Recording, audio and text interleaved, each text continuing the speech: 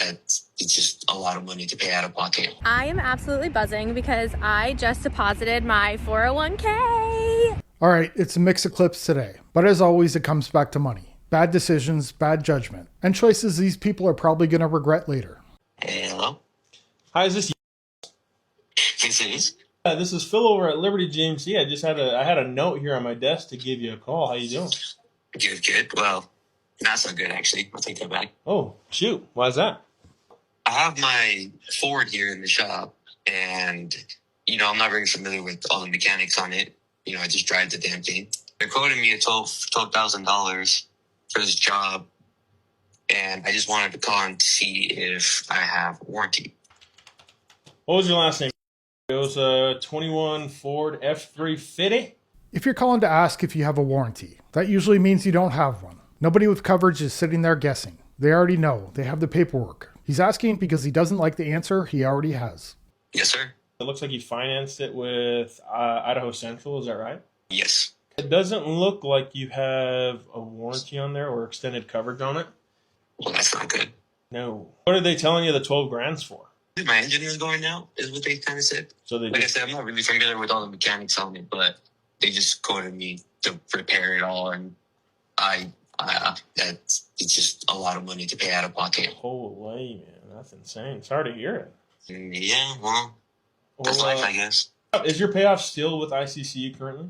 Yes. Have you thought about trading it in? Just trade it in. He's already in debt. Doesn't want to spend the money to fix it. So logically, the best move would be to get a new vehicle. The repair bill was too much. So now we're pricing out a replacement. You only financed $35, it looks like, on the truck. If you bought it almost, 5 years ago now, I'm sure you'd be at least under, 15 to 20. Yeah, I think my payoff is about like 9 or 10. I have a few trucks that might work for you. Do you need another diesel? Because you have the Power Stroke now. Yeah, I just need it for construction. I haul trailers. So I can't really wait for the truck to be fixed, nor do I want to spend 12 grand out of pocket. If I can get you down in the same payment range, does it matter brand, or would you even do like a GMC or a Chevy or something like that? He doesn't want to pay 12 grand. So now a payment sounds better. Not smarter, just easier to stomach. The repair bill feels like a loss. A loan feels like a way to move on. That's where the math starts getting ignored. I am absolutely buzzing because I just deposited my 401k. Yeah. I deposited my 401k because I took it all out so that I could pay off my credit cards because your girl was drowning.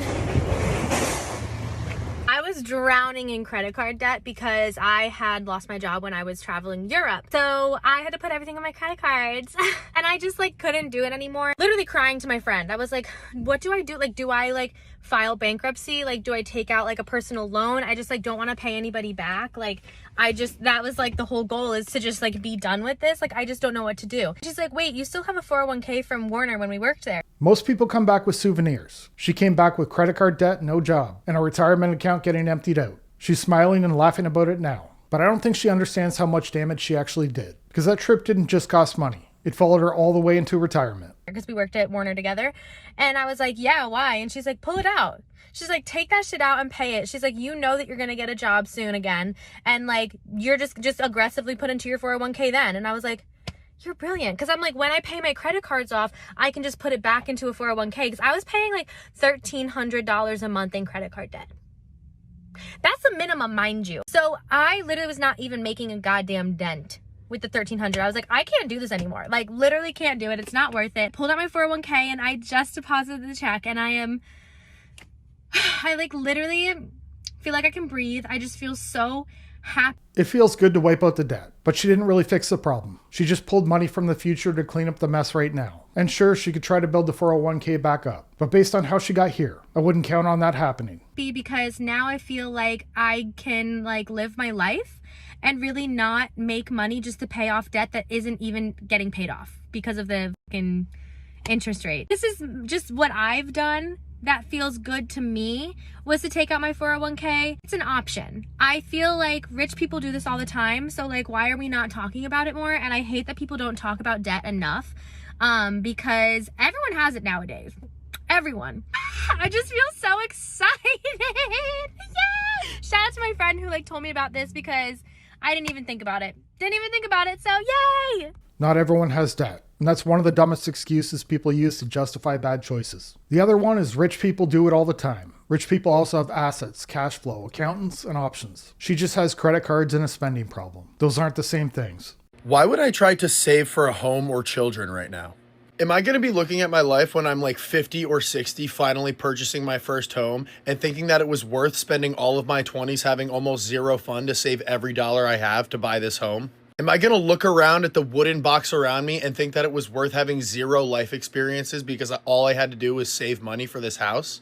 When I was younger, this is how I thought too. And it was a horrible mistake. All those life experiences he's talking about. I would gladly trade them all for the boring wooden box. Because when I was chasing experiences, I was paying rent. Which means I was helping other people build equity. While I had nothing to show for it. No. And I don't think most other people think that way either. Especially when I'm still going to be paying a mortgage that's basically the same as paying rent anyway. Oh, but it's an asset that'll increase in value over time. Increase in value over the 20 years left I have in my fucking lifespan?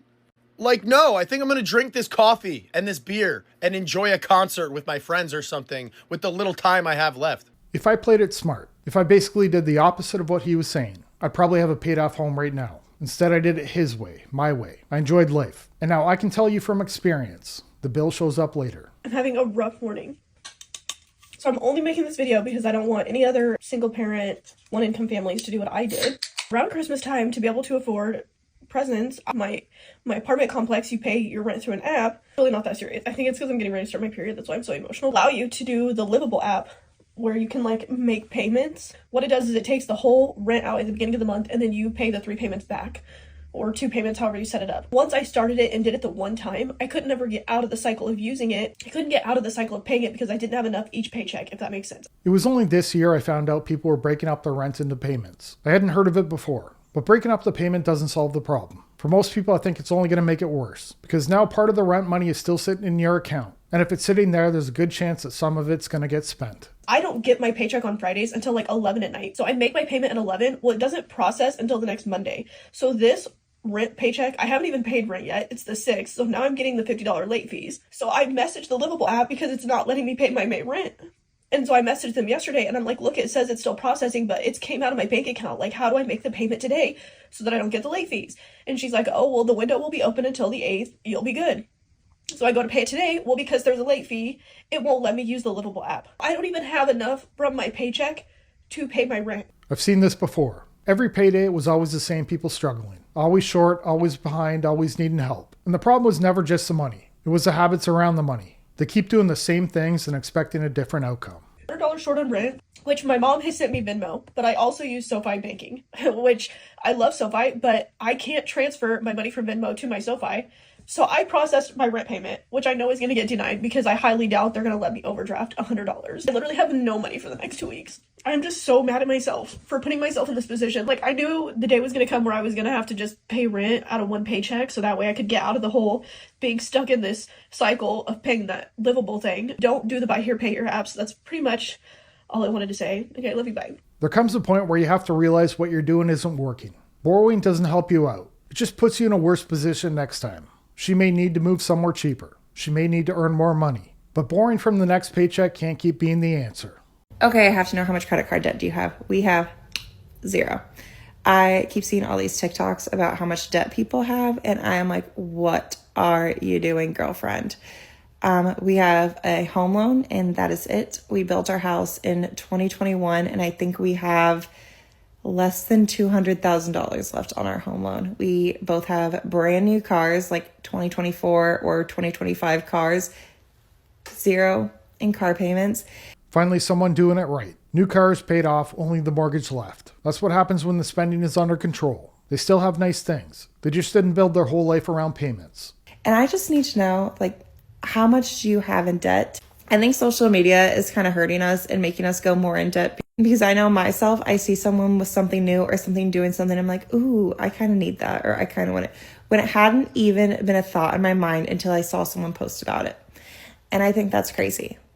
But I don't know how people are out here doing life with all this credit card debt. Like, I am so incredibly stressed if I don't pay my credit card off before the payment date, so it says I have 0 balance for the whole entire month. I can't let a credit card balance sit there either. Once I use it, I want it paid off. Use the card for convenience, points, whatever. But the balance has to be gone every month. Because once you start carrying it, the card stops being useful. Now it's just interest, stress, and another payment following you around. That's it for this one. Thanks for watching. I'll see you in the next one. Bye.